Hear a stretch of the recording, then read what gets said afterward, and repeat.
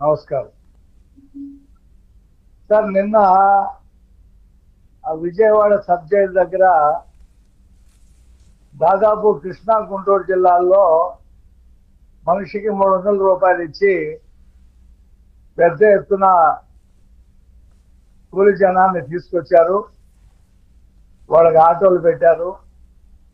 జగన్మోహన్ రెడ్డి వస్తుంటే ఆ మాత్రం జనం లేకపోతే ప్రజలు ఎవరు పట్టించుకోరు. ఎలాగో మనమైనా సరే ఆ పార్టీ అభిమానులు కార్యకర్తల్ని తీసుకురావాలా అంటే డబ్బులు ఇస్తే కానీ రామని చెప్పేసి చాలా మంది ఇక్కడ ఉండేటువంటి విజయవాడ ప్రాంతంలో వాళ్ళు చెప్తే డబ్బులు కూడా బట్వాడా చేసి తీసుకొచ్చారు.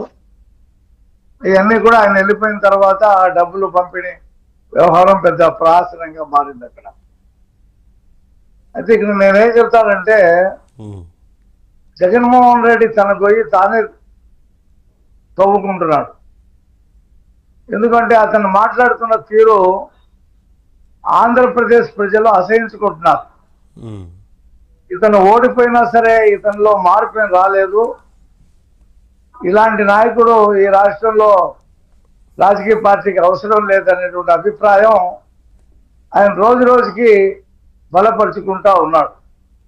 మొన్న పులివెందులలో ఒక సిఐని పిలిచి వార్నింగ్ ఇవ్వటం, అంతకుముందు కూడా ద్వారక తిరుమలరావుని, ఇంకో ఎస్పీని సుబ్రాయుడిని ఇద్దరిని కూడా వార్నింగ్ ఇవ్వటం, నిన్న మళ్ళీ వార్నింగ్ ఇవ్వటం చూస్తూ ఉంటే ఇతను రాజకీయాలకు పనికిరాడు, ఇతని దగ్గర రాజకీయ నేర్పరితనం లేదు, కేవలం ఏదో తండ్రి పేరు చెప్పుకుని అధికారానికి వచ్చి ఓ రాజకీయ పార్టీ స్థాపించుకొని దాని మీద ఒక ఫ్రాక్షనిస్ట్ మనస్తత్వంతో వ్యవహరిస్తున్నాడు అనేటువంటి అభిప్రాయం బాగా వెళ్ళింది నేను అతను మాట్లాడిన తర్వాత. కాబట్టి అతను అలా మాట్లాడుతూనే ఉండాలి. నేను ఒకటి చెప్తా ఉన్నా, పోలీస్ సంఘం ఆఫీసర్లు 4 కూర్చొని నిన్న ప్రెస్ మీట్ పెట్టి జగన్మోహన్ రెడ్డి మాట్లాడిన దాని మీద ఖండించారు. అవును, మంచిదే. మీరు 5 సంవత్సరాలు పోలీస్ శాఖలో ఎన్ని అకృత్యాలు జరిగినా ఖండించలేదు. ఇవాళ మీకు ఖండించే స్వేచ్ఛ ఈ కూటమి ప్రభుత్వం ఇచ్చింది.